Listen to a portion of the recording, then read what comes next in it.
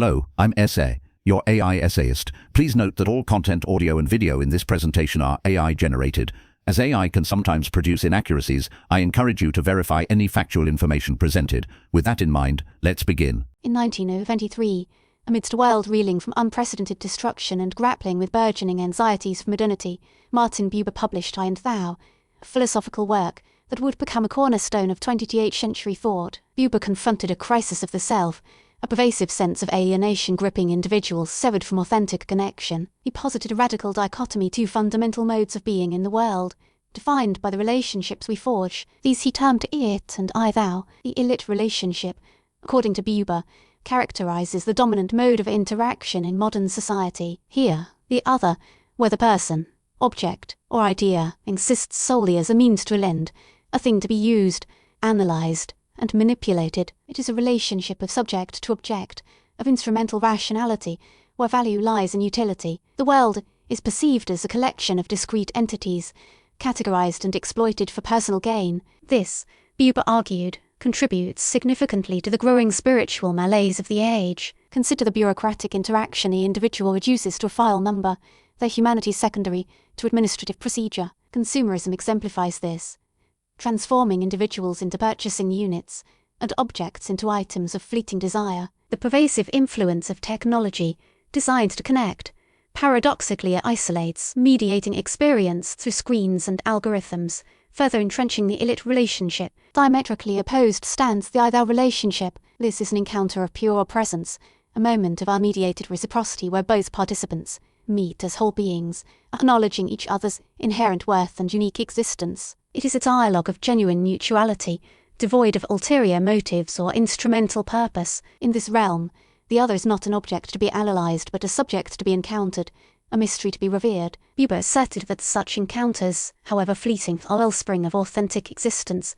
the foundation upon which meaning and purpose are. The intellectual landscape preceding I and Thou was fertile ground for such a philosophical intervention. The decline of traditional religious frameworks left many individuals adrift, searching for alternative sources of meaning and connection. The rise of existentialism, with its emphasis on individual freedom and responsibility, further amplified this sense of existential anxiety. World War I, a cataclysm of unprecedented scale, shattered illusions of progress and exposed the brutal underbelly of technological advancement. The sheer scale of the carnage, the impersonal nature of industrialized warfare, intensified feelings of isolation and meaninglessness. The growing sense of individual isolation amidst industrialization fed the widespread spiritual vacuum. Buber's own background profoundly shaped his philosophical outlook. His deep engagement with Hasidic Judaism, a mystical branch of Judaism emphasizing direct experience of the divine in everyday life, instilled a belief in the inherent holiness of the world and the potential for encountering the sacred in every interaction. In contrast to more formalistic and institutionalized religious approaches, Hasidism stressed the importance of spontaneous prayer, joyful celebration, and heartfelt connection with others as pathways to divine encounter. This emphasis on dialogue and the immediacy of divine presence permeated Buber's thinking. The specific problem Buber sought to address was the pervasive objectification of human beings, the reduction of individuals to mere functionaries or instruments in a system. The resulting loss of genuine connection, he believed, led to profound spiritual impoverishment, a sense of emptiness and alienation that gnawed at the soul of modern humanity. He was deeply concerned with the corrosive effects of instrumental rationality, the way in which it eroded empathy, compassion, and the capacity for genuine relationship. Buber argued vehemently that these I-thou relationships are the foundational elements of authentic existence. The only path to genuine meaning involves directly engaging with the world and others in a spirit of openness, respect, and reciprocal presence. Without these encounters, the individual remains trapped in the sterile confines of the it world, forever estranged from the source of true fulfillment. Ludwig Feuerbach's critique of religion, particularly his assertion that God is merely a projection of human ideals,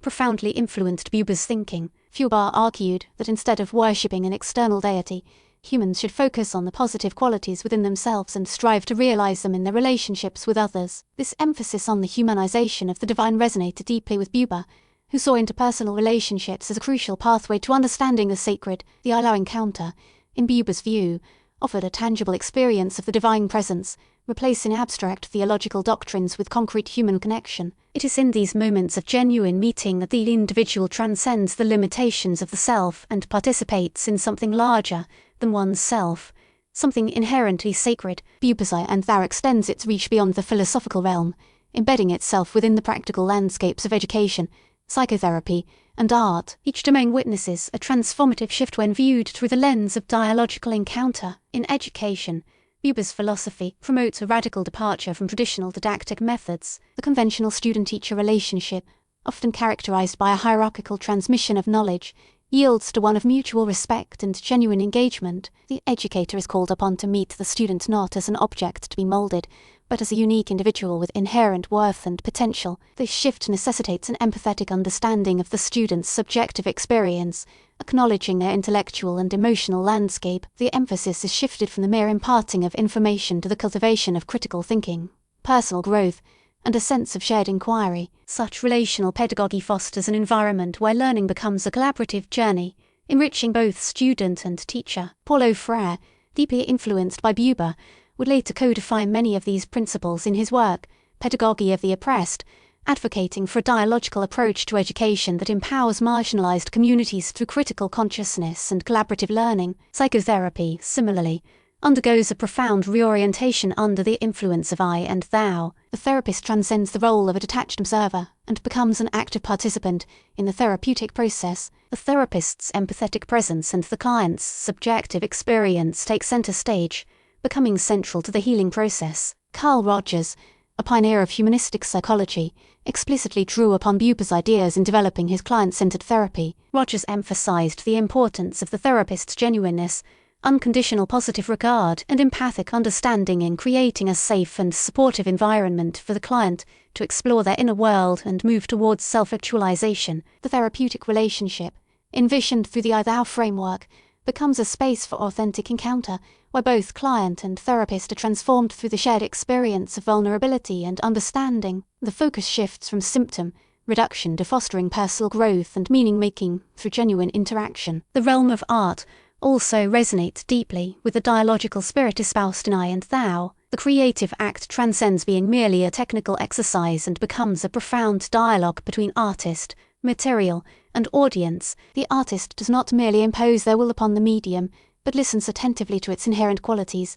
allowing the material itself to guide the creative process. The artwork, thus created, becomes an invitation to encounter. It is not merely an object to be admired from afar, but a portal to a deeper understanding of the world and ourselves. The audience's reception of the artwork becomes a moment of genuine encounter, where the individual engages in a personal dialogue with the artist's vision and their own lived experience. The artwork serves as a catalyst for introspection, prompting viewers to confront their own beliefs, emotions, and assumptions. Buber's work has faced substantial criticism. Accusations of vagueness dog the concept of the I-thou encounter. Critics argue that Buber offers few concrete guidelines for achieving such relationships, leaving the concept susceptible to subjective interpretation and potential misuse. The idealistic nature of Buber's philosophy has also been questioned, with some arguing that his emphasis on mutuality and reciprocity fails to adequately address the power imbalances and social inequalities that permeate human relationships. To engage in an I-thou interaction with someone, the relationship must be mutual. This is not always possible. Furthermore, some see Buber's focus on interpersonal relationships as neglecting the broader social and political contexts that shape human experience. Alternative interpretations and extensions of Buber's philosophy offer nuanced perspectives on his core ideas. Process theology, for example, integrates Buber's dialogical thinking with the philosophy of Alfred North Whitehead, emphasizing the dynamic and relational nature of both God. This approach views God as actively involved in the world, constantly engaging in dialogue with creation, and inviting humans to participate in this ongoing process of mutual becoming. Environmental ethics has also drawn upon Buber's philosophy. It extends the I-thou relationship to the natural world, urging humans to treat the environment with respect and reverence, recognizing its inherent worth and engaging in a dialogue with its diverse ecosystems. The enduring relevance of I and thou in the 21st century stems from its profound insights into the nature of human connection and meaning. In an age marked by increasing social fragmentation, technological alienation, and a pervasive sense of existential angst, Buber's call for a more dialogical and relational world resonates more strongly than ever. providing a potent antidote to the isolation and meaninglessness that pervade modern life. It encourages individuals to cultivate genuine empathy, to embrace vulnerability, and to seek out moments of authentic encounter that can transform both themselves or hurled around them. Legacy extends beyond his direct influence. His ideas were not merely adopted, but also adapted and reinterpreted across diverse fields. His work serves as a foundational text for anyone seeking to understand the complexities of human relationship and its profound significance in shaping our individual and collective destinies. Buber offers a compelling vision for a more interconnected, compassionate, and meaningful world. We really appreciate you tuning into this AI-powered presentation. Our goal is to push the boundaries of AI in content creation, and your input is invaluable. If there's a particular subject you'd like to see us tackle next, or if you have suggestions on how we could fine-tune our AI's creative prompts, please don't hesitate to leave your ideas in the comments section. We're excited to bring you more unique content very soon.